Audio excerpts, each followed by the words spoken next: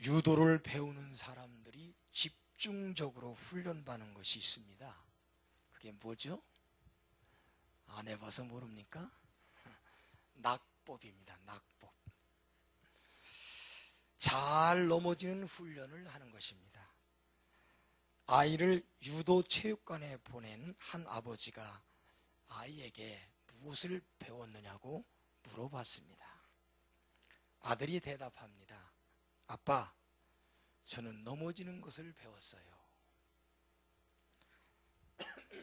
이 말을 들은 아버지는 크게 깨달았습니다. 넘어지는 것을 배우다니. 내가 넘어지는 것을 배우는 동안 나는 넘어지지 않으려고 기를 쓰고 살았구나. 한 번 넘어지면 다시 일어나기가 어렵다고 세상이 가르쳐줬기 때문이지. 넘어지는 법을 배운 사람은 넘어지는 것을 두려워하지 않습니다. 사람은 누구나 넘어지곤 합니다. 그때마다 연습을 마친 사람처럼 툭툭 털고 일어나 새롭게 시작하는 사람이 결국 큰 성공을 맛볼 수 있습니다. 실패 때문에 괴로워하는 분이 있다면 다시 일어서기를 바랍니다. 지금 넘어져 있는 상태입니까? 일어나세요. 실패했더라도 훌훌 털고 일어나서 다시 달려가기를 희망합니다. 2013년도에 크게 넘어졌습니까? 2014년도는 다시 툴툴 털고 일어나서 걸어가시기를 바랍니다. 사랑의 하나님께서 우리와 함께 하시고 우리를 도와주실 줄 믿습니다. 잠언 24장 16절에는 대저의인은 7번 넘어질지라도 다시 일어나려니와 악인은 재앙으로 말미암아 엎드러지느니라. 7전팔기라고 하는 말이 바로 여기에 있습니다. 시편 37편 23절 24절에는 여호와께서 사람의 걸음을 정하시고 그의 길을 기뻐하시나니 그는 넘어지나 아주 엎드러지지 아니함은 여호와께서 그 손으로 붙드심이로다. 여러분, 우리는 넘어질 수 있습니다. 그러나 아주 엎드러지진 않습니다. 넘어진 상태에서 그냥 망하지 않는다는 얘기입니다. 왜? 하나님이 붙들고 계시기 때문에. 그러니까 넘어졌어도 다시 툴툴 털고 하나님의 손을 잡고 일어나서 걸어가시기를 바랍니다. 모쪼록 금년은 그런 해가 되기를 소망합니다. 자, 오늘 아침에 오전에는 어디까지 얘기를 했냐면은 한번 말씀을 정리를 해봅니다. 자, 하나님은 부르신다 그랬죠. 부르신 자는 반드시 하나님이 인도하신다.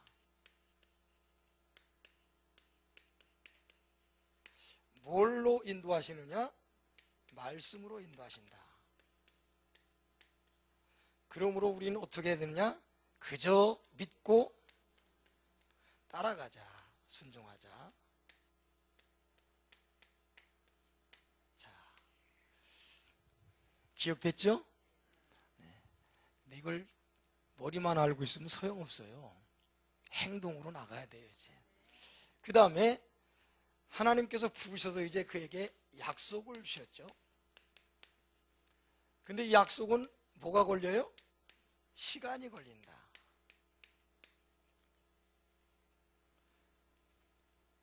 시간이 걸린다. 그러므로 우리가 가져야 될 것, 이 약속을 내 것으로 만들기까지 해야 될 일이 있는데 그게 뭐냐? 인내해야 된다. 자, 그 다음에 하나님께서 하나님의 약속을 이루시기 위해서는 사람을 사용하신다고 하는 겁니다. 그래서 그 약속을 비전으로 품게 하셔서 하나님의 그 약속을 비전으로 품게 하셔서 그것을 이루게 하실 사람을 하나님이 선택하십니다. 빌립보서 2장 13절에 보면은 너희 안에서 행하시는 이는 하나님이시니 자기의 기쁘신 뜻을 위하여. 하나님께서 우리 안에서 행하시는데 누구의 기쁘신 뜻을 위하여? 하나님 자기의 기쁘신 뜻을 위하여 우리로 소원을 두고. 그러니까 하나님의 기쁘신 뜻을 딱 이렇게 보여주면서 내가 거기에 소원을 품게 만드시는 거예요. 아, 내가 저것을 해야겠다. 소원을 품게 하시고 소원을 두고 그것을 행하게 하신다. 그렇게 내가 소원을 품을 때 그것을 할 수 있는 힘도 공급해 주셔서 그것을 이루게 하신다. 사명자를 하나님께서 부르시고 사명을 맡기시면서 하나님은 뭐를 함께 하시면 동행을 하신다. 하나님이 함께 하신다는 거죠. 하나님이 함께 하신다. 그냥 내버려 두는 게 아니라고 하는 겁니다. 여기까지 했죠. 네. 자, 그 다음에 그러니까 우리는 내가 사명을 받아서 하나님의 일을 해나갈 때, 하려고 할 때에 염려도 있고 두려움도 생기고 걱정도 생깁니다. 왜냐하면 내가 이것을 잘 감당할 수 있을까? 그렇지만 하나님이 분명히 약속하셨어요. 함께 하신다. 내가 너와 같이 해주겠다. 그래서 하나님께서는 요셉을 사명자로 부르셔서 그가 가는 곳을 계속 동행해 주셨어요. 그리고 그 속에서 하나님께서 보디발에게도 은혜를 입게 하셔서 가정 총무가 되게 하시고 감옥에 갔을 때 감옥 간수에게 전옥에게도 은혜를 입게 하셔서 그 감옥의 모든 일을 다 맡기게 해요. 감옥은 자유가 있어요, 없어요? 그렇지만 그 속에서도 요셉은 자유롭게 일할 수 있도록 하셨다고 하는 겁니다. 그러니까 이것을 믿으세요. 하나님이 나와 같이 해주신다고 하는 것, 함께 해주신다고 하는 것을 믿으세요. 내가 어디로 가든지 함께 해서 믿으세요. 그러므로 여기에서 이제 우리가 취해야 될 태도는 뭐냐? 담대하라는 겁니다. 하나님이 같이 해주시니까 담대하게 나가라는 거예요. 우리가 하나님께서 내게 뭔가 일을 맡기셔서 일을 하게 하실 때에 나 혼자 가는 게 아니다. 나 혼자 하는 게 아니다. 하나님이 나와 함께 해주시니까 담대하게 나가라는 겁니다. 자, 여호수아 1장에 보면은 모세가 이제 비스가산에 가서 죽잖아요. 아직 이스라엘 백성들은 가나안 땅에 들어가지도 못했습니다. 근데 그 모세가 하던 일을 누구에게 맡기냐면 여호수아에게 맡깁니다. 여호수아가 맨날 모세 옆에서 모세의 종노릇만 했었는데 이제 모세가 하던 그 일을 다 떠맡게 됐습니다. 그 마음이 어떻겠어요? 두려움이 생긴 겁니다. 그때 하나님께서 여호수아에게 말씀을 하십니다. 한번 보십시다. 여호수아 1장 5절을 한번 보십시다.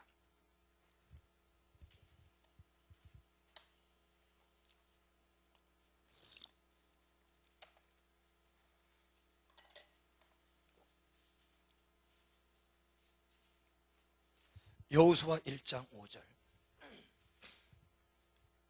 자, 같이 읽습니다. 시작. 내 평생에 너를 능히 당할 네가 모세와 함께 있던 것 같이 너와 함께 있을 것임이니라. 내가 너를 떠나지 아니하며 버리지 아니하리니.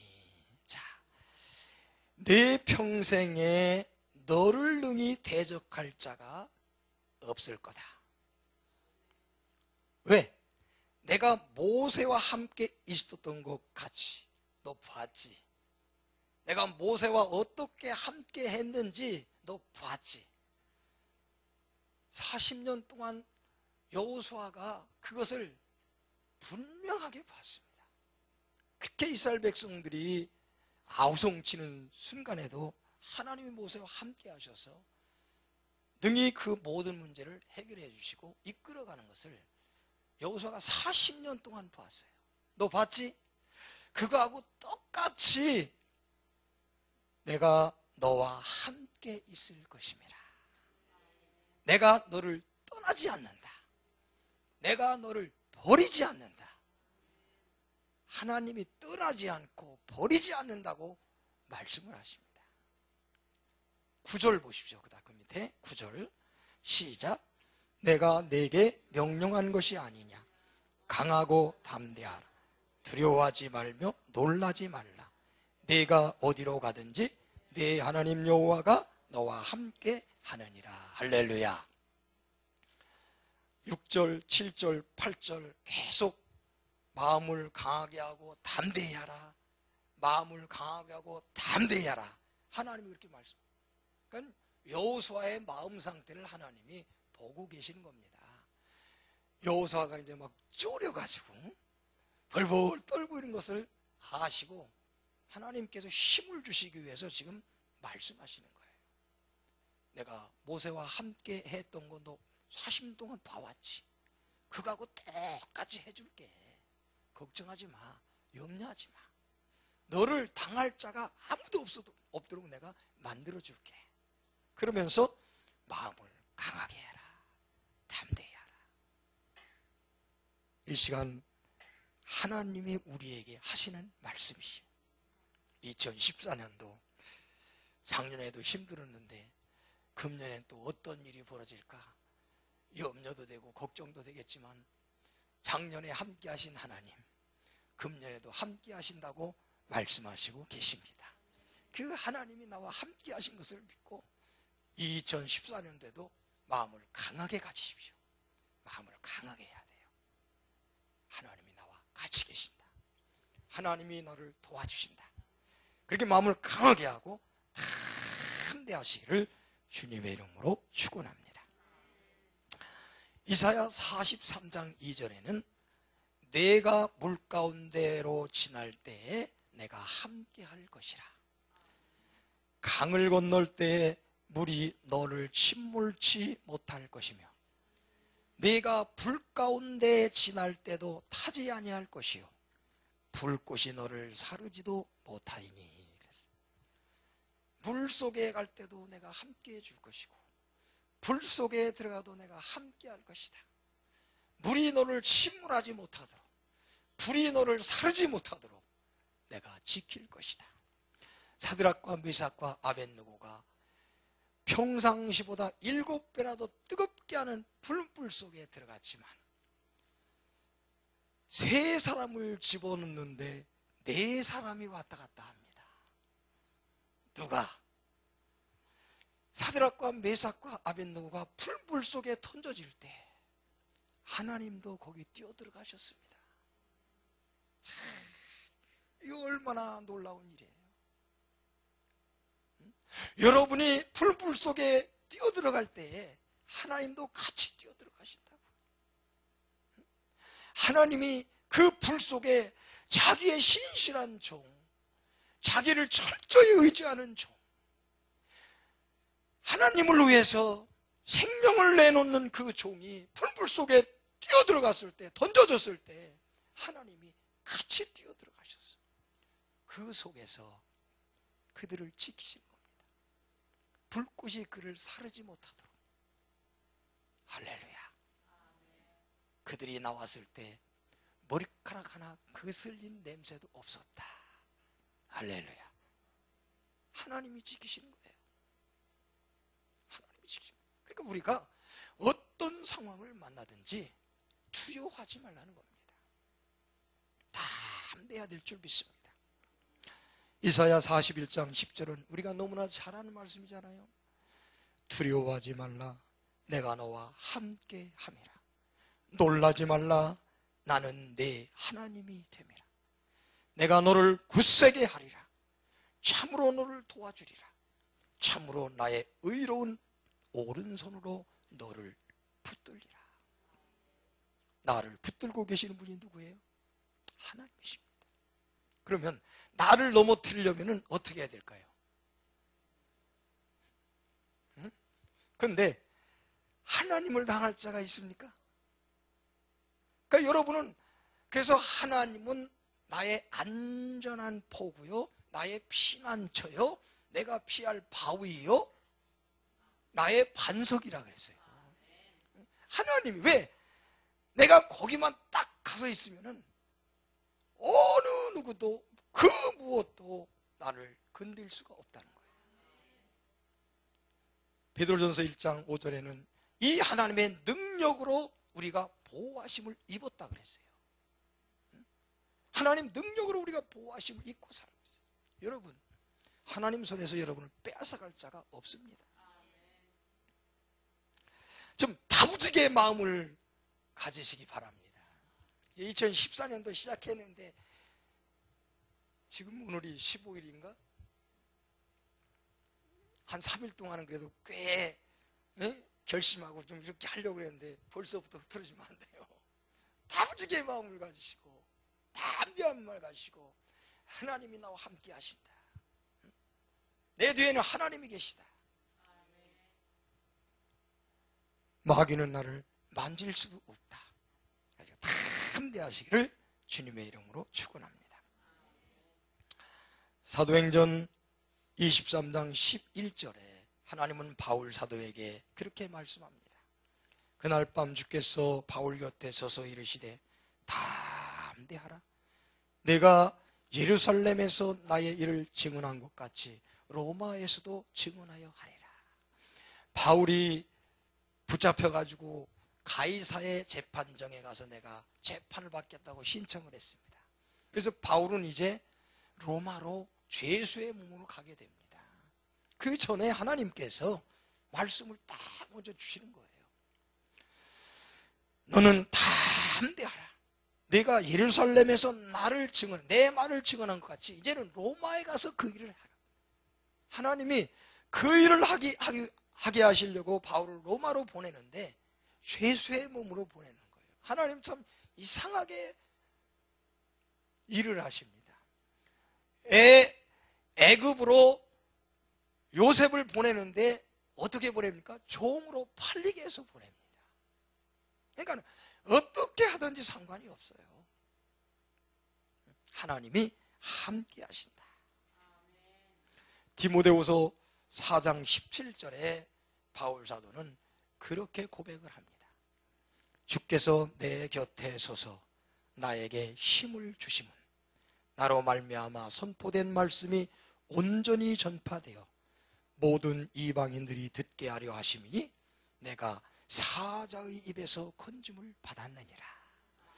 사자의 입이 내 앞에서 나를 잡아먹으려고 널름널름 해도 상관없습니다. 하나님이 거기서도 건져내 주신다는 거예요. 다윗도 골리앗 앞에 나가서 싸울 때 그러잖아요. 하나님께서 나를 곰과 사자의 발톱에서 건졌은즉 이 할례 받지 못한 저 블레셋 사람에게서리야. 그러면서 그는 뭐라고 선포합니까? 나는 만군의 여호와의 이름으로 나왔다. 만군의 여호와의 이름으로 나왔다. 그렇게 하면서 물매를 딱 돌을 거기다 재가지고 막 돌다가 쏘니까 그것이 날아가가지고 골리앗의 이마에 확 박혀버렸다는 거예요. 하나님의 능력이 작용한 줄 믿습니다. 그러니까 여러분 걱정하지 마세요. 따라하세요. 2014년도도 끄떡없다. 끄떡없습니다. 우리는 넘어져도 다시 일어납니다. 하나님이 붙들고 계시기 때문에 하나님이 다시 일어나게 하셔요. 이 말씀을 한번 찾아보십시다. 로마서 8장 31절.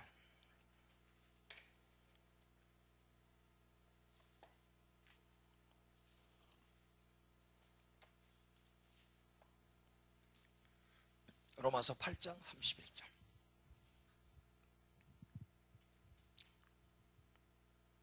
시작. 그런즉 이 일에 대하여 우리가 무슨 말 하리요? 만일 하나님이 우리를 위하시면 누가 우리를 대적하리요?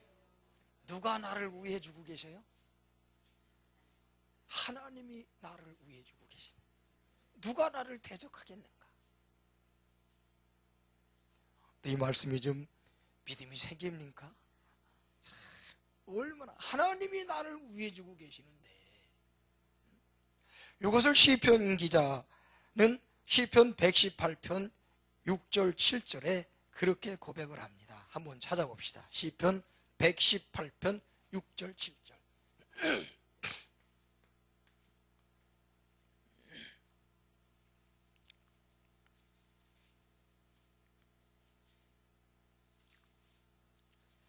찾으셨죠? 자, 한번 읽어보세요. 시작. 여호와는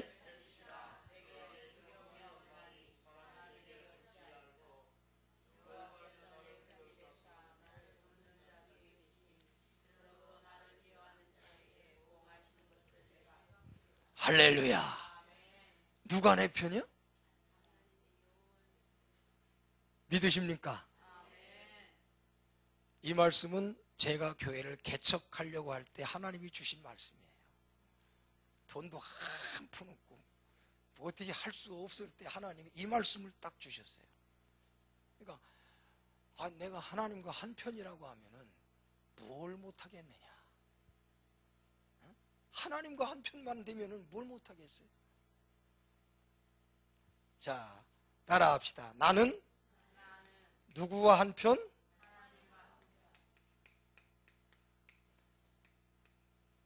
하나님과 같은 편입니다. 하나님과 한 편 돼서 일하는 거예요, 우리는요. 금년에도 여러분 하나님과 한 편 돼서 일하시기 바랍니다. 내가 하나님 편에 서 있어야 돼요. 하나님 편에 서 있어야, 어떻게든지 우리는 하나님과 붙어 있어야 돼요. 그래야지 하나님과 떨어지면 안 됩니다. 떨어지면 집니다. 마귀는 자꾸 나를 하나님께로부터 떨어뜨리려고 합니다. 왜? 그래야 지가 좀 어떻게 해볼 수 있으니까. 하나님과 우리가 딱 붙어 있으면은 마귀는 나를 만질 수도 없어요. 접근도 못합니다. 우리는 하나님과 한 편이라고 하는 거, 요걸 믿으시기 바랍니다. 하나님과 한 편이에요. 그러니까 하나님은 나와 함께 하심으로 담대한 마음을 가십시오. 그 하나님이 나와 한 편이다. 자, 이렇게 이제 그 다음으로 넘어갑니다. 네. 참, 이거 가만히 하나님이 나와 한 편이, 나는 하나님 편이다 생각하면요, 얼마나 좋은지 몰라요. 까불지 마. 나 하나님하고 한 편이야. 응? 네가 나를 어떻게 할 수 있을 것 같아? 하나님이 가만 안 놔두시오. 응? 담대하세요. 응? 담대하세요. 근데 중요한 것은 뭐냐면 하나님하고 연합이 돼야 돼요. 응? 하나님하고 붙어 있어야 돼요. 하나님하고 떨어질 그러한 일을 해서는 안 돼요. 하나님 떨어질 일에서 내가 하나님과 한 편에 자꾸 서려고, 하나님 편에 자꾸 서서 일을 해 나가야 되지. 그러니까 그러려고 하려면 어떻게 해야 돼요? 하나님하고 마음이 맞아야 돼요. 그렇죠? 그런데 하나님 보고 내 마음 맞춰달라고 그러지 말고 내가 하나님 마음을 맞춰야 돼요. 그러니까 하나님이 좋아하신 것을 자꾸 해야 된단 말이에요. 예수님께서 요한복음 8장 29절이죠. 한번 찾아보세요.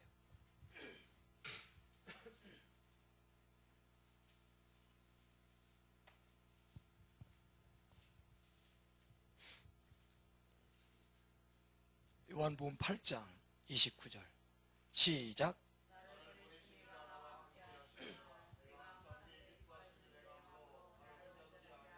아멘. 그거예요 바로. 이제 우리가 할 일이 뭐냐면, 예수님도 그랬단 말이에요. 예수님도 이 땅에서 하나님의 일을 해나갈 때 하나님이 함께 해주셨다고 하는 거예요. 사도행전 10장 38절에도 하나님께서 나사렛 예수 그리스도에게 성령과 능력을 기름 붓듯 하셨음에 저가 두루 다니며 착한 일을 행하시고 마귀에 눌린 모든 자를 고치셨다. 이는 하나님이 주께서 저와 함께 하셨음이라 그랬거든요. 그러니까 예수님이 이 땅에서 하나님의 일을 하시는 것이 하나님이 함께 해주셨다는 거예요. 근데 거기 예수님께서 뭐라고 간증하냐면 나를 보내신 이가 나와 함께 하시도다 하면서 이는 그랬죠. 그건 뭐예요? 이유를 얘기해요. 이유는 그런 얘기예요. 하나님이 나와 함께 해주신 이유는 내가 어떻게 해서? 하나님이 기뻐하신 일을 하니까 그렇게 했다는 거예요. 그러니까 우리도 하나님과 한편 돼서 담대하게 하나님의 일을 해나가려면 어떻게 해야 돼요? 하나님이 기뻐하신 일을 열심히 하는 거예요. 그러니까 금년에는 땀대 한눈 파지 말고 하나님이 뭘 좋아하시나 시험해보라 그랬잖아요. 주께 기쁘시게 할 것이 무엇인지 시험해보라 그랬잖아요. 그러니까 자꾸 해보는 거예요. 하나님 뭘 좋아하실까 하고 하나님의 기뻐하신 것을 자꾸 하면은 하나님은 여러분을 예수님이 있잖아요. 나를 혼자 두지 않으셨다. 혼자 있게 안 만드셔요. 세상 사람들이 여러분을 다 떠나가도 하나님은 안 떠나신다니까. 세상 사람들이 다 떠나도 하나님만 안 떠나면 됩니다. 세상 사람들이 다 나와 함께도 하나님이 떠나면 소용이 없어요. 소용이 없어요. 그러니까는 무엇만 해야 돼요? 하나님 좋아하시는 거. 하나님 기뻐하시는 거. 이 시간에 아주 마음에 결단을 하세요. 나는 죽어도 이제 하나님 기뻐하신 것만 하면서 살겠다. 마음에 결단을 하세요. 그렇게 하나님이 함께 해주십니다.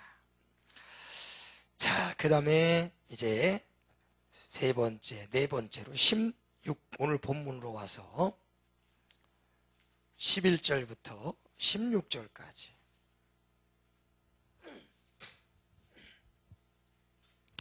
11절부터 16절까지 사도행전 7장 읽습니다. 시작. 그때 애굽과 가나안 온 땅에 흉년이 들어 큰 환란이 있을세 우리 조상들이 양식이 없는지라 야곱이 애굽에 곡식이 있다는 말을 듣고 먼저 우리 조상들을 보내고 또 재차 보내매 요셉이 자기 형제들에게 알려지게 되고 또 요셉의 친속이 바로에게 드러나게 되니라. 요셉이 사람을 보내어 그의 아버지 야곱과 온 친족 75사람을 청하였더니 야곱이 애굽으로 내려가 자기와 우리 조상이 거기서 죽고 세겜으로 옮겨져 아브라함이 세겜 하모리 자손에게 은으로 값주고 산 무덤에 장사되니라. 자, 이때 한 사건이 터집니다. 사건이 일어나요. 그게 뭐냐면 흉년이 들었다는 거죠. 흉년이 들었다. 지금 하나님께서는 하나님의 약속을 이루시기 위해서 가나안 지역에 살고 있는 아브라함의 후손들을 이방으로 끌고 가려고 지금 요셉을 선택하셨거든요. 그래서 요셉을 먼저 애굽에 내려보냈어요. 지금 요셉은 애굽에 살고 있어요. 그러는 중에 하나님께서도 어떤 일을 벌이시냐면은 그 땅에 흉년이 들게 하신다는 거예요. 자, 이것을 시편 105편 16절에 이렇게 표현합니다. 그가 또 그 땅에 기근이 들게 하사 그들이 의지하고 있는 양식을 다 끊으셨도다. 이것은 창세기 41장 53절부터 57절까지 있는 말씀입니다. 요셉이 바로가 꿈을 꾸죠. 살찐암소 7마리, 또 아주 마른 소 7마리, 그 다음에 충실한 이삭 7개, 아주 바싹 말른 이삭 7개. 그런데 이 살찌고 충실하는 것을 이것이 어떻게 다 잡아먹어 버렸어요. 그 꿈을 요셉이 해석을 하죠. 7년 동안 큰 풍년이 들고 그 다음에는 7년 동안 아주 심각한 흉년이 드는데 이 흉년이 들면은 이 풍년을 생각도 하지 못할 정도로 아주 심각한 흉년이 든다.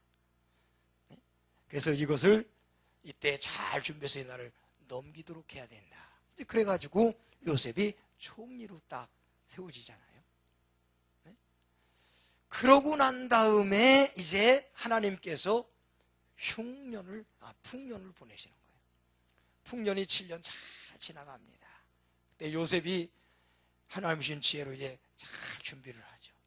그리고 나서 오늘 11절에 하는 말씀이 그때의 애굽과 가나안 온 땅에 흉년이 들어 큰 환란이 있을 때 우리 조상들이 양식이 없는지라. 이것을 아까 시편 105편 16절에 그가 또 그 땅에 기근 들게 하사 그들이 의지하고 있는 양식을 다 끊으셨도다. 이 사건이 일어나게 됩니다.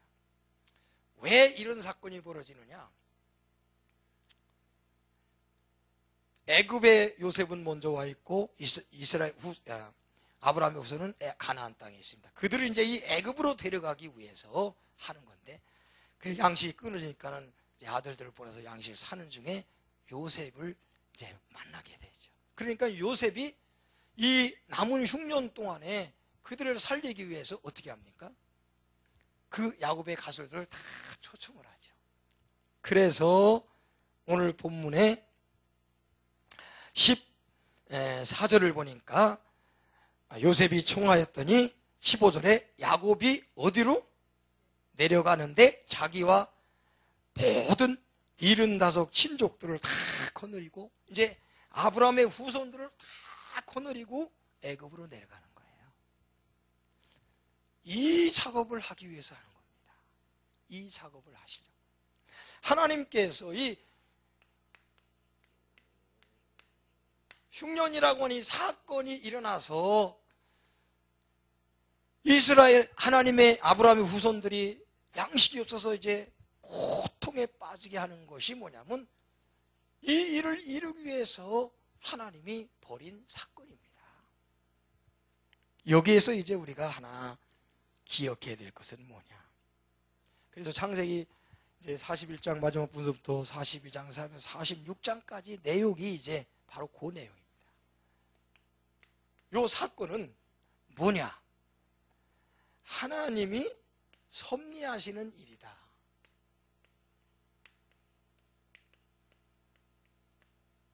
이 사건은 하나님이 섭리 가운데 계획하시고 만드신 그러한 일이다. 그런 얘기예요.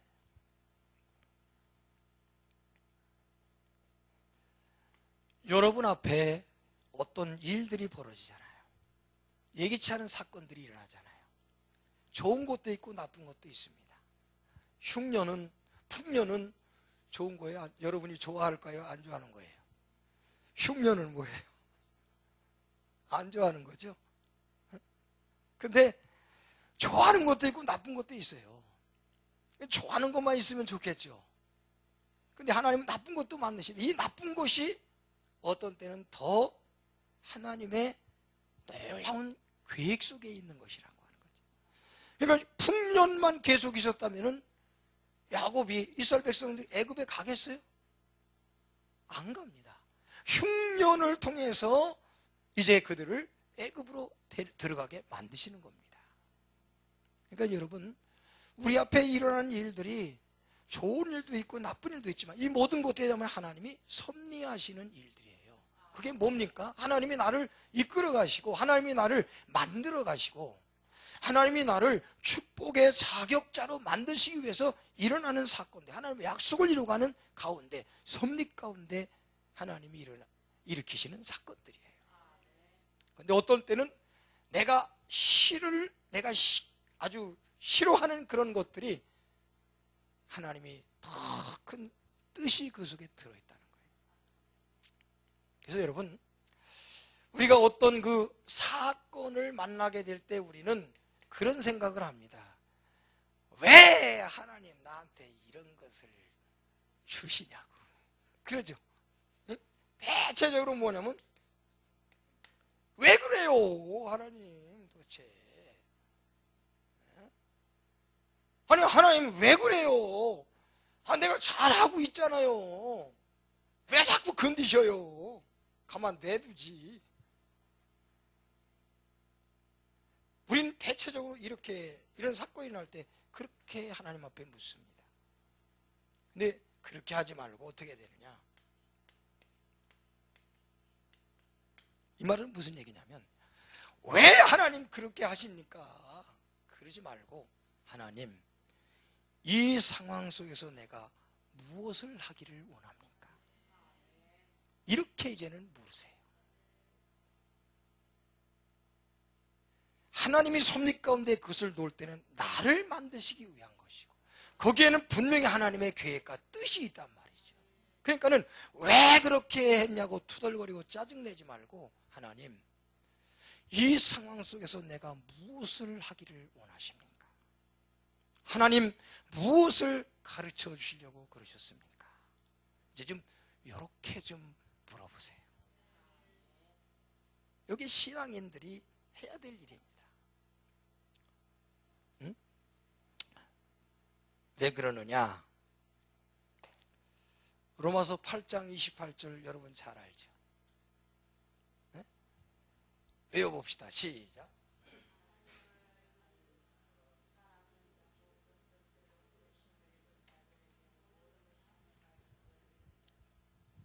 이 사건, 좋은 것, 나쁜 것 할 것 없이, 특별히 나쁜 것도 뭐라고요?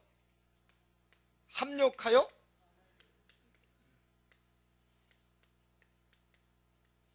선을 이루는 것이 하나님이 하시는 겁니다. 그러니까 결국 저것이 나에게 나쁜 것이에요? 좋은 것이라는 거예요. 좋은 것으로 그것을 만드신다는 거예요. 어떤 사람이 그런 얘기를 했더라고요. 고통이 크면 클수록 성공한 이후에 그 고통은 더 영광으로 빛나게 된다. 고통을 크게 받으시기 바랍니다. 그건 싫어서. 그러면 영광도 별로 없어요.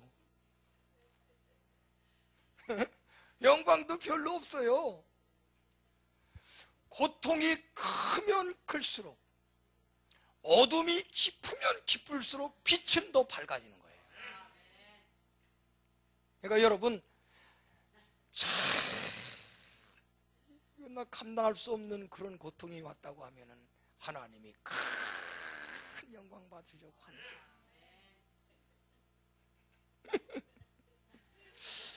아, 그래도 싫은데.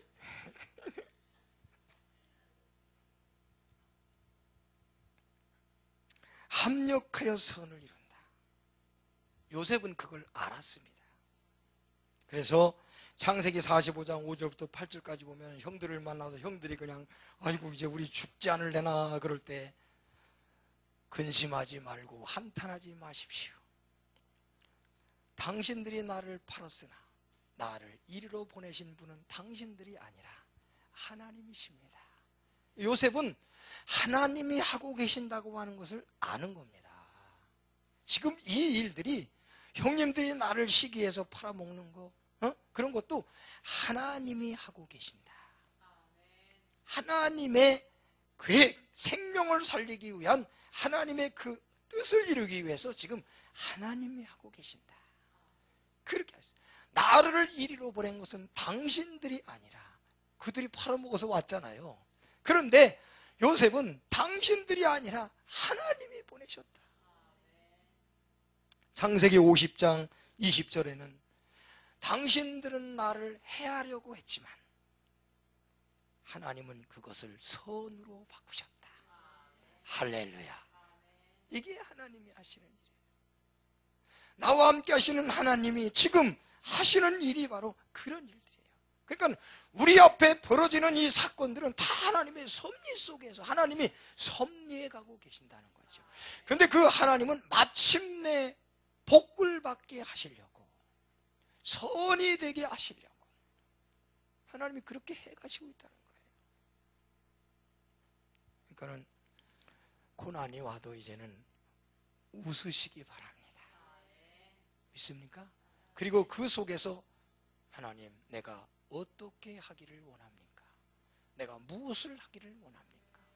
그리고 하나님이 깨닫게 해주신 대로 묵묵히 해나가면 하나님이 좋게 만드실 줄 믿습니다. 응?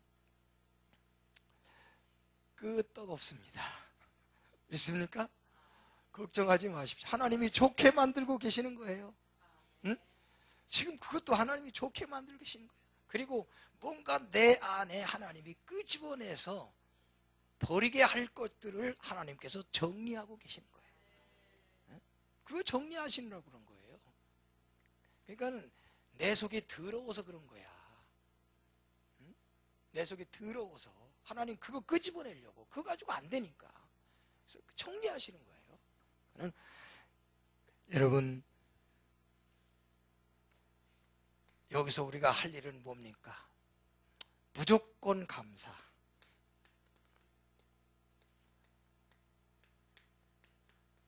믿습니까? 왜? 선을 만드시는 거니까. 그러니까는 어떤 사건이 오든 어떤 사건 속에서도 우리는 무조건 감사. 할 수 있겠습니까? 희망사항입니까? 무조건 감사해요. 무조건 감사. 이제는 얼굴 찡그리지 말고 화내지 말고 무조건 감사합시다. 그러니까 뭔 일이 딱 져서 신경질이 딱 올려 그러면 얼른 하나님 감사합니다 하고 소리를 지르세요. 그래야 이게 올라오다가 쑥 내려가. 그걸 자꾸 생각하고 속 끓이고 있으면 계속 치밀어 올라와요. 결국엔 나를 또 후퇴하게 만듭니다. 넘어지게 만들어요.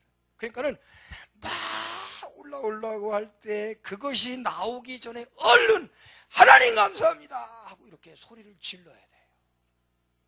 믿습니까? 하나님을 찬양합니다.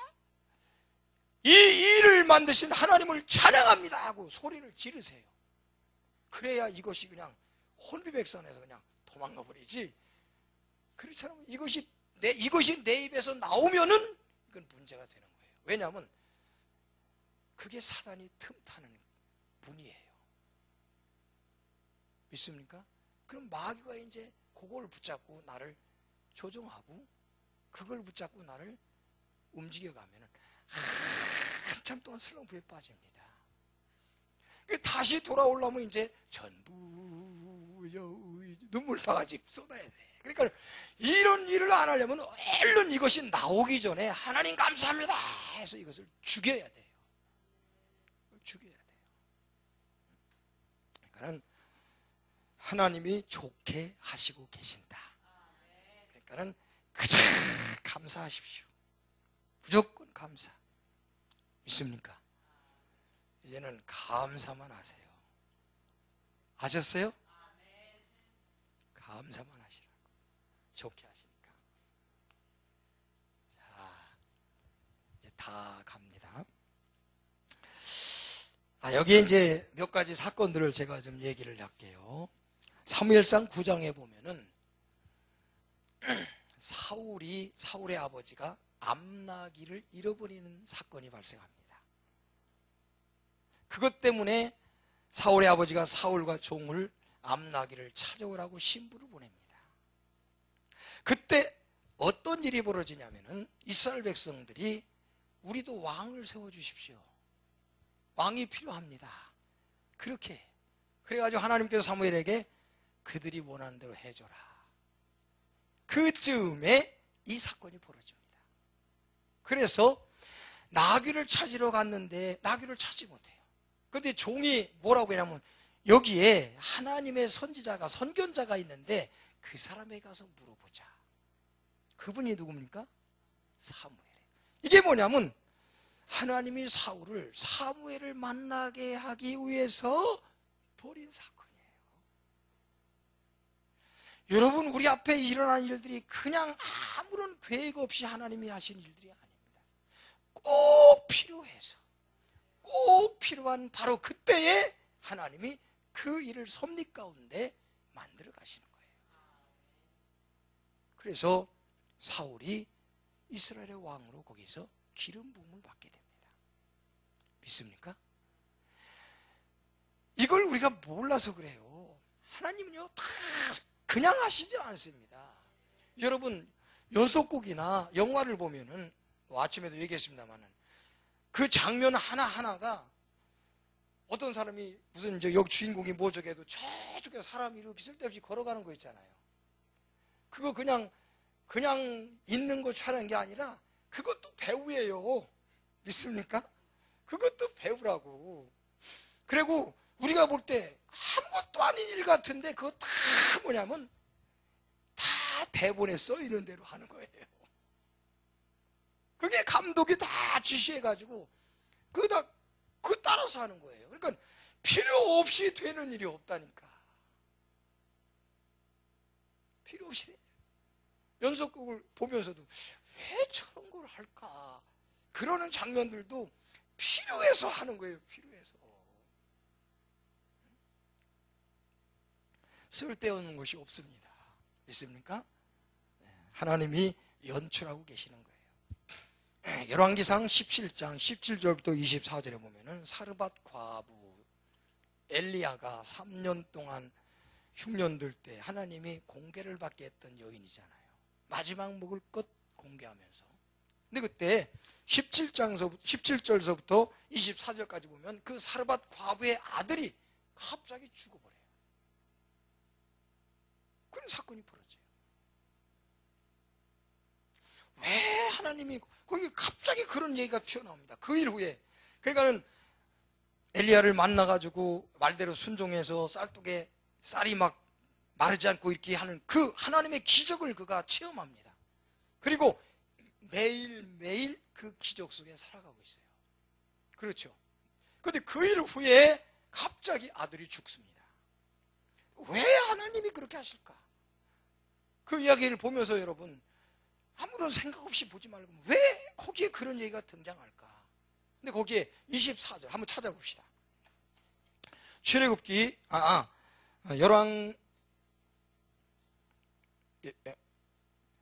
열왕기상 17장 24절 맨 마지막 절을 보세요.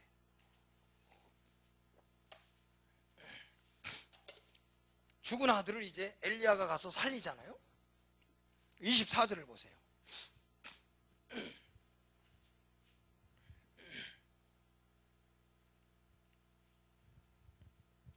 자, 시작.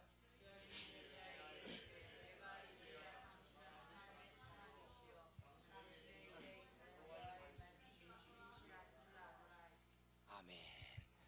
자, 거기 보니까 그 사르밧 과부가 그렇게 고백해요. 그 일을 만나면서 그 사건 속에서 그렇게 고백합니다. 내가 이제야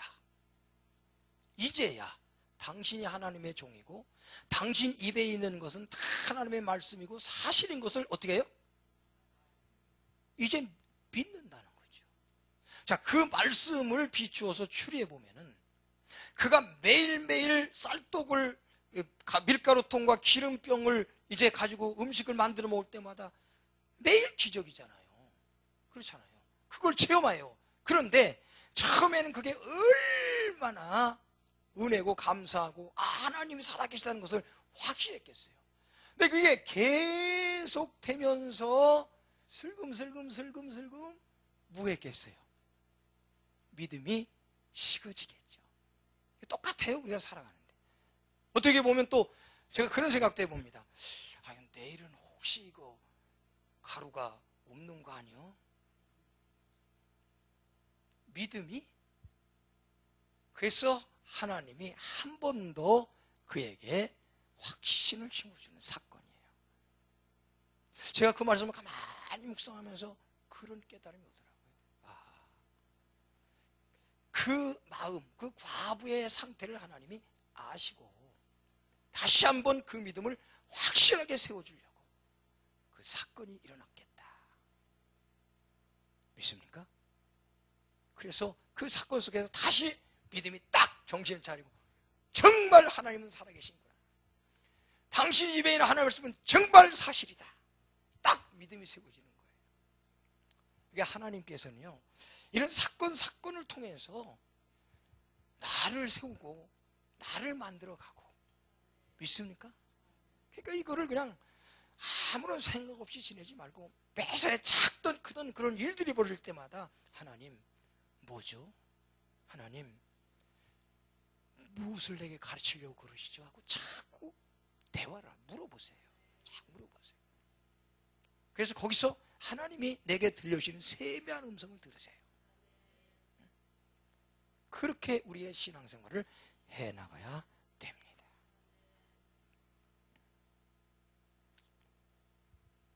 출애굽 사건 속에서 홍해 사건을 볼 때도 아니 데리고 나서 얼마 되지도 않았는데 딱 끌어막아 버리면 도대체 뭐 하자는 거예요? 에? 아니 금방 데리고 나와가지고 말이요. 도대체 뭐 하자고 그러시는 거예요 도대체. 그런데 거기에 하나님의 계획이 있는 거예요. 결국은 그 일을 통해서 하나님이 영광 받으시려고 하는. 그리고 더 이상 애굽 사람들이 이스라엘을 추격하지 못하도록 하나님이 딱 그 사건을 통해서 끝내는 겁니다. 그 출애굽기 14장을 한번 가서 읽어보세요.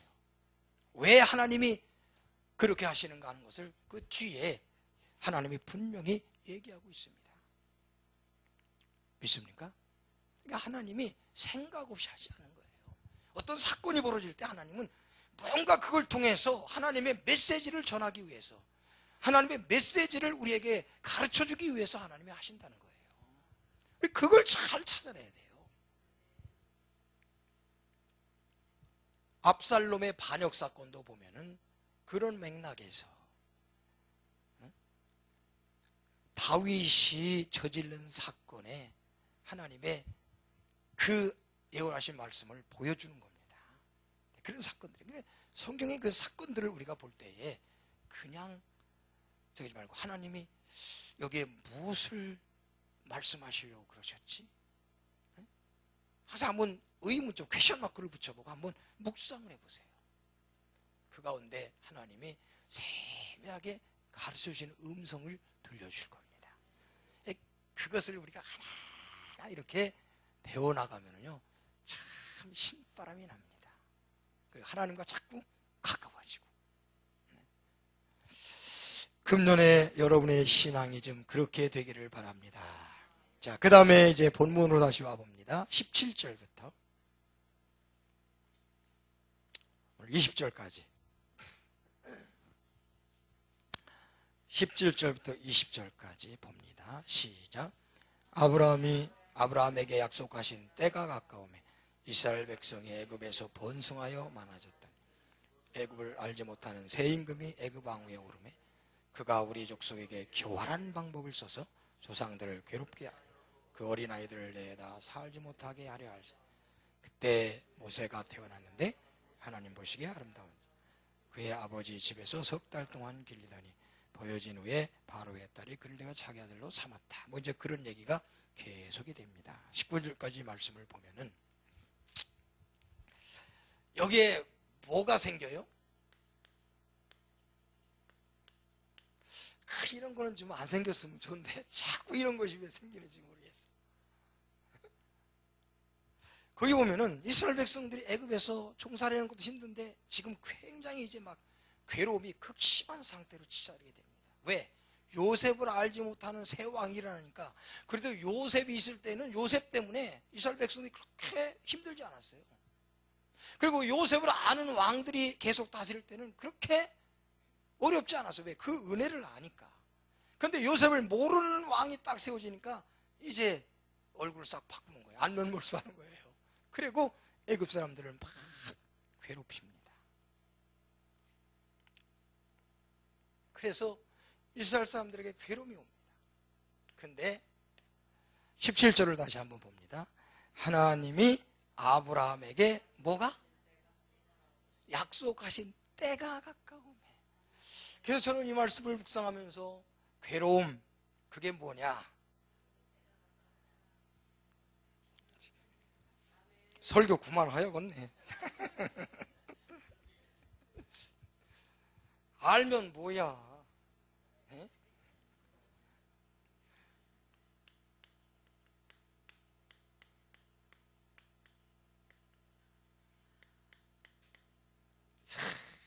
괴로움이 뭐냐?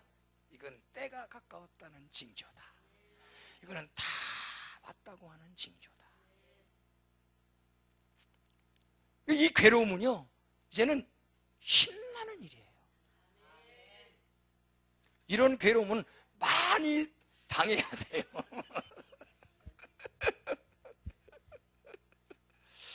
그러니까 갑자기 여러분에게 어려움이 극심한 상태가 될 때는 내가 다 됐구나. 이제 때가 다 됐구나. 그렇게 생각해 보시기 바랍니다. 이게 출애굽기 이제 1장, 2장 이제 그 부분에 나오는 얘기입니다. 출애굽기 2장 22절, 23절부터 25절까지 보면 여러 해 후에 애굽 왕은 죽었고 이스라엘 자손은 고된 노동으로 말미암아 탄식하여 부르짖더니 그 고된 노동으로 말미암아 부지르는 소리가 하나님께 상달된지라. 그러므로 이제 우리가 여기서 해야 될 일이 있어요. 여기서 해야 될 일이 있어요. 여기서 해야 될 일은 뭐냐? 이제 때가 다 됐어요. 그러므로 여기서 할 건 뭐냐면 기도의 빛을 올려야 됩니다. 이제 여기서 할 일은 뭐냐면 막바지 기도로 이제 빛을 올려야 돼요. 에? 조금만 있으면 돼요, 이제. 어? 기도에 빛을 올려라. 피치가 이게 영어예요. 집에 가서 찾아보세요. 이건 P-I-T-C-H. 음악의 고조를 얘기하는 겁니다. 높이.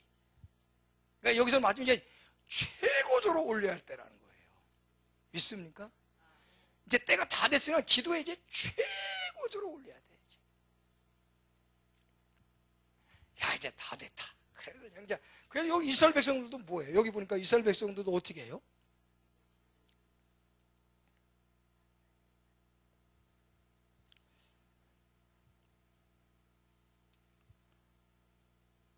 여기는 그게 안 나오는데, 자, 한번, 아까 출애굽기 2장 23절부터 25절까지 한번 보십시다.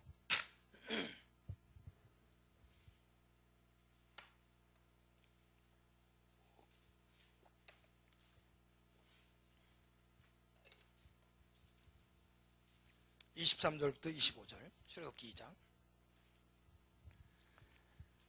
시작. 여러 해 후에 애굽 왕은 죽었고 이스라엘 자손은 고된 노동으로 말미암아 탄식하며 부르짖으니 그 고된 노동으로 말미암아 부르짖는 소리가 하나님께 상달된지라. 하나님이 그들의 고통 소리를 들으시고 아브라함이 이삭과 세운 그 언약을 기억하사 하나님이 이스라엘 자손을 돌보셨고 하나님이 그들을 기억하셨더라.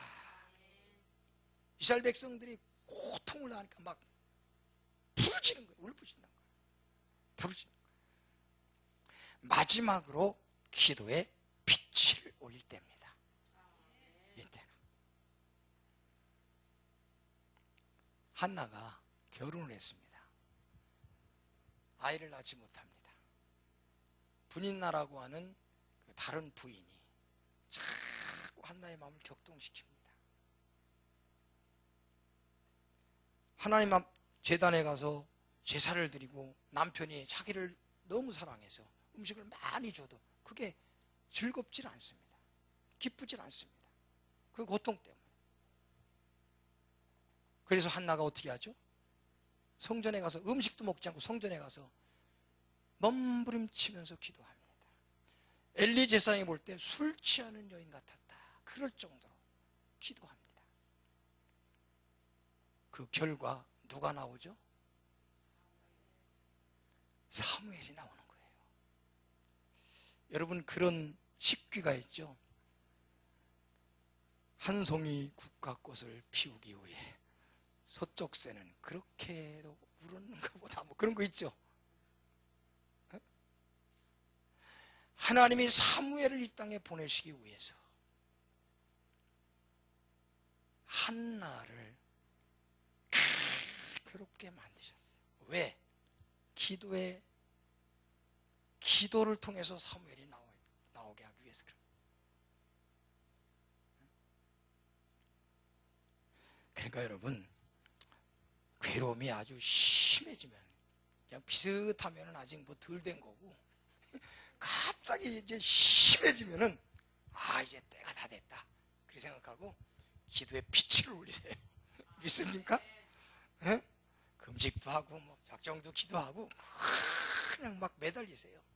그럼 이제 곧 끝납니다. 걱정하지 마시기 바랍니다.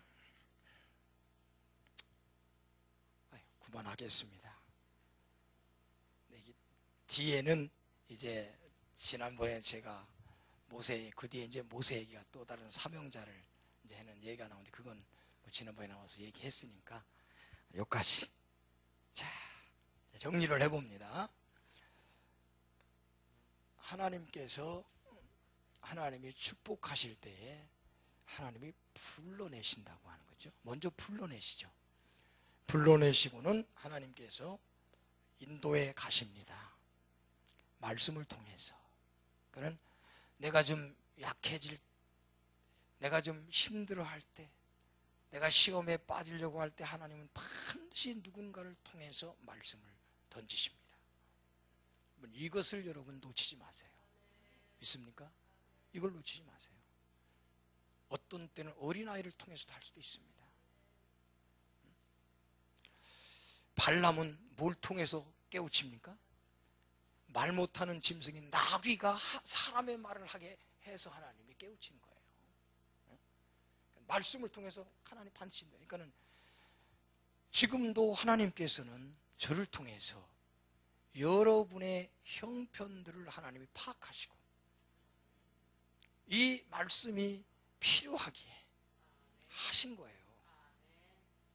다 그럴지 한 사람이 그럴지는 모르겠습니다. 누군가에게 하나님께서 그에게 하나님이 힘을 주시기 위해서, 그를 위로하시기 위해서, 그를 다시 세워주기 위해서, 그 넘어진 상태에 그를 다 일으키기 위해서 하나님이 저를 이렇게 보내셔서 지금 이 말씀을 선포하고 계시는 거예요.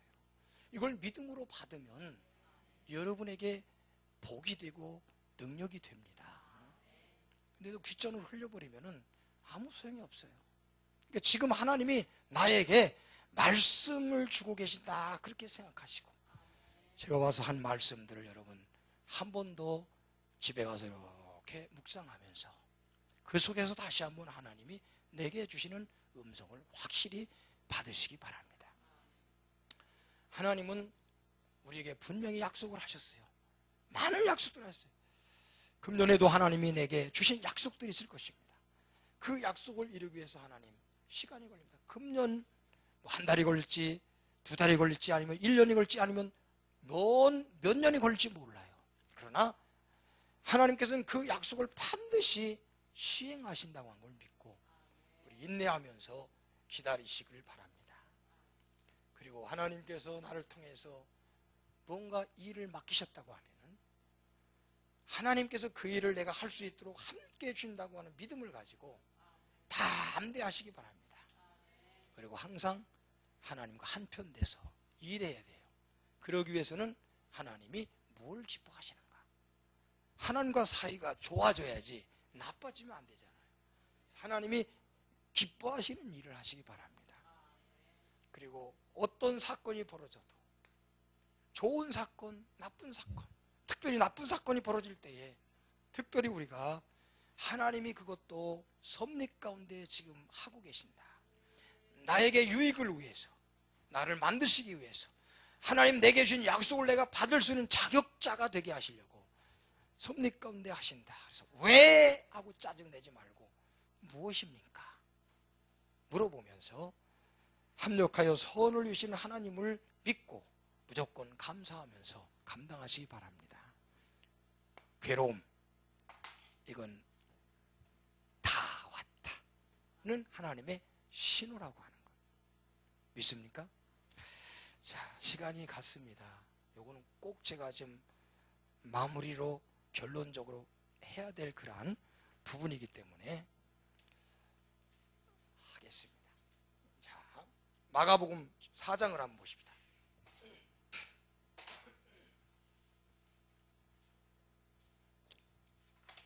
마가복음 4장.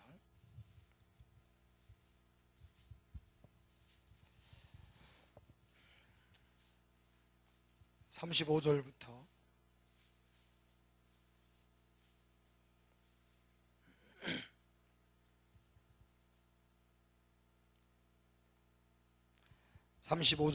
41절까지 이 사건을 한번 우리가 생각을 해보겠습니다. 마가복음 4장 35절부터 41절까지 같이 한번 먼저 읽습니다. 그날 저물 때에 제자들에게 이르시되 우리가 저편으로 건너가자 하시니 그들이 무리를 떠나 예수를 배에 계신 그대로 모시고 가매 다른 배들도 함께 가더니 광풍이 일어나며 물결이 배에 부딪혀 들어와 배에 가득하게 되었더라. 예수께서는 고물에서 베개를 메고 주무시더니 제자들이 깨우며 이르되 선생님이여 우리가 죽게 된 것을 돌아보지 아니하시나이까 하니 예수께서 깨어 바람을 꾸짖으시며 바다더러 이르시되 잠잠하라 고요하라 하시니 사람 바람이 그치고 아주 잔잔하여지더라. 이에 제자들에게 이르시되 어찌하여 이렇게 무서워하느냐 너희가 어찌 믿음이 없느냐 하시니 그들이 심히 두려워하여 서로 말하되 그가 누구의 바람과 바다도 순종하는고 하였더라. 자, 이 사건을 그 앞에 있는 얘기는 생략하고 이 사건을 한번 우리가 보겠습니다. 자, 예수님께서 이제 제자들에게 뭐라고 35절에 얘기합니까? 네?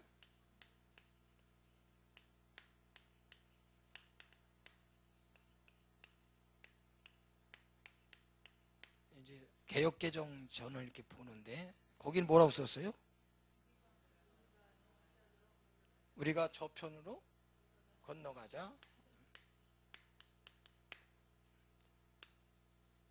자, 이렇게 말씀하시고 예수님하고 제자들하고 배를 타고 지금 갑니다. 그런데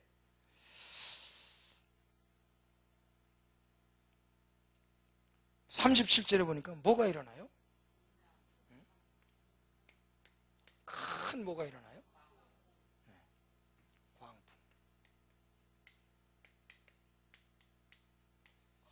큰 광풍이 일어나요. 자, 이 일이 일어나니까 이제 어떻게 됩니까? 배가 물로 차서 침몰 위기에 놓여요.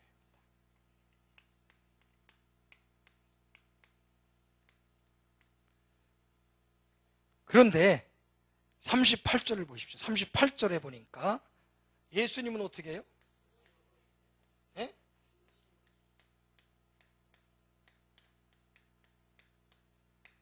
이 상황 속에서 예수님은 주무십니다.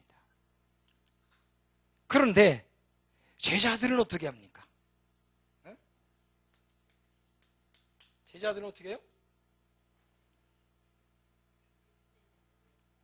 정신을 못 차리죠. 우리가 죽게 된 것.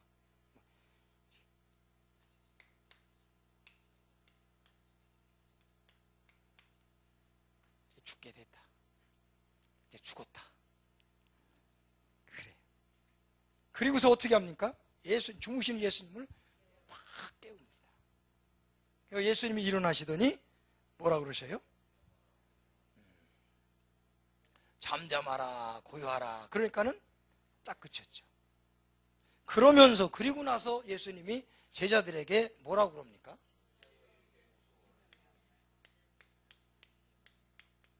믿음이 뭐예요? 왜 무서워하냐?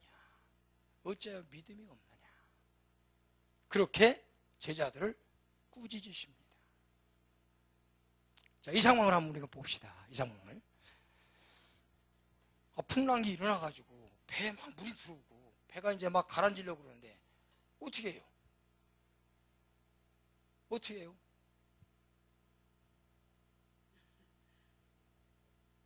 당연하지. 이제 죽게 됐다고 그러고 그런 게 당연한 일이죠. 그렇잖아요? 당연한 일이잖아요. 그런데 예수님 뭐라고 그래요? 여러분은 그런 상황이 되면 어떻게 할 것 같아? 네? 도망가긴 지금 저기 바닷가 분데 있는데 어딜 도망가기 그렇게 수영을 잘해요? 근데 제자들이 하는 그 상황을 예수님께서 뭐라 하면 믿음이 없다 이렇게 꾸짖으십니다. 왜 그랬을까? 네? 네?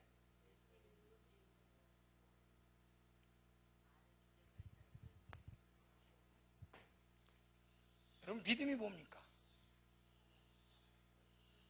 여러분 믿음이 뭘 믿는 거예요? 여러분이 뭘 가지고 믿습니까?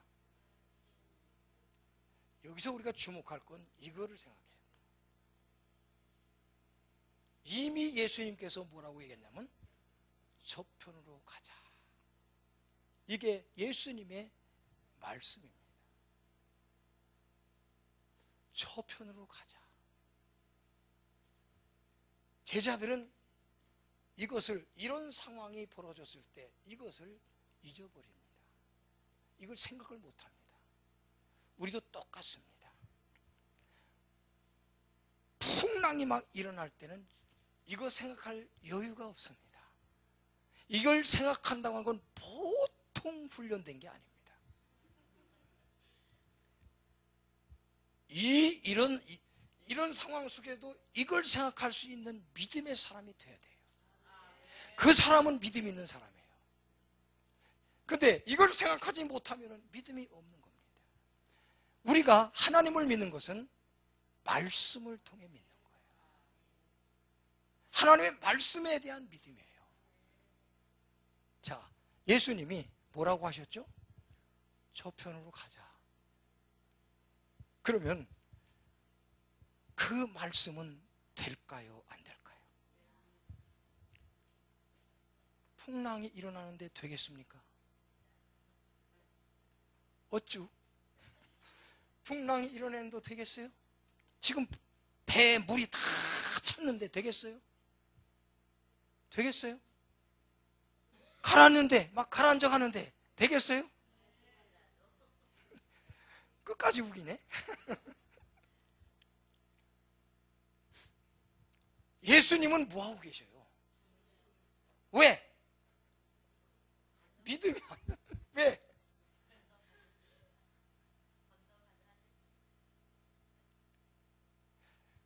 이걸 우리가 한번 가만히 생각해 보세요.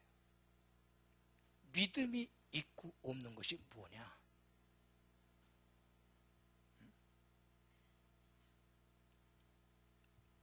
믿음이 있고 없는 게 뭐냐? 여러분, 하나님은 우리가 위기 가운데서도 주님께서 말씀하신 바를 기억하면서 주님의 목적이 반드시 이루어질 것을 확신하는 가운데 조금도 흔들림이 없이 하나님만 철저하게 신뢰하기를 기대하고 계십니다. 이런 상황 속에서도 하나님 말씀하신 것이 그 말씀하신 목적대로 반드시 된다. 그렇게 믿고 하나님을 철저하게 신뢰하고 요동하지 않기를 하나님은 기대하고 계십니다.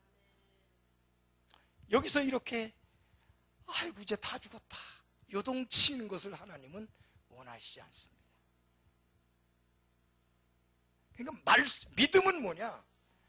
말씀에 뿌리를 내리는 거예요. 말씀이 있으면은 우리는 그것만 믿고 가는 겁니다. 풍랑이 일어나도 상관없습니다. 하나님이 하신 그 말씀이 목적하신 걸 하나님은 반드시 이룰 것입니다. 말씀이 목적한 것을 반드시 이룹니다. 말씀에는 그런 능력이 있습니다. 그랬잖아요. 이사야서 55장 11절에 내 입에서 나간 말이 헛되이 내게로 돌아오지 않고 내가 나의 기뻐하는 것과 내가 명하여 보낸 일에 형통하리라. 그러니까 하나님의 입으로부터 나온 말씀은 그 말씀이 반드시 이루어져야 됩니다. 그러니까는 이 말씀을 하셨으니까 건너가자 그랬으니까는 건너가는 것이 말씀의 목적이 이루어집니다. 풍랑이 일어나도 건너가는 겁니다. 예수님은 주무신단 말이에요. 우리가 풍랑 속에서 이런 평화를 누릴 수 있어야 돼요. 이런 평안을 누릴 수 있어야 돼요. 이제 호들갑 그만 떠세요. 이런 풍랑을 이런 그 평안을 누리세요. 풍랑 속에서. 왜 그거는 어디에서 오느냐? 주님의 약속의 말씀을 붙잡을 때 오는 거예요. 있습니까? 주님의 약속의 말씀을 붙잡을 때 오는 거예요. 이번 집회의 결론은 이겁니다. 오늘 이 시간 가만히 주님이 여러분에게 너 왜 그렇게 믿음이 없니? 그런 책망을 한번 들어보세요. 너 왜 그렇게 믿음이 없니? 그것 때문에 그렇게 걱정이 되니? 그것 때문에 그렇게 힘이 드니? 내가 내게 약속한 거 잊어버렸니?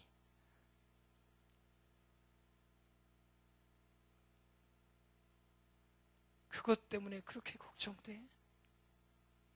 왜 그렇게 믿음이 없어? 그 믿음이 없는 거야.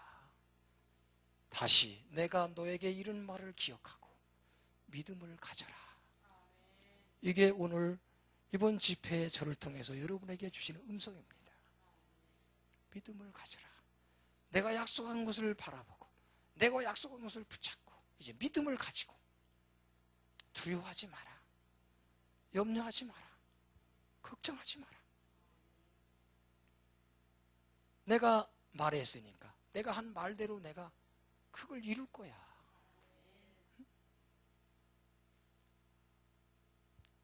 다시 일어서라. 힘을 내. 내가 너와 함께 하자니. 여러분, 이 주님의 음성을 들으시고 이 시간 용기 백배 하시기를 주님의 이름으로 축원합니다. 축원합니다. 축원합니다. 우리 이제 2014년도 믿음으로 멋지게 삽시다. 네, 그래서 여러분 승리하시기를 주님의 이름으로 축원합니다.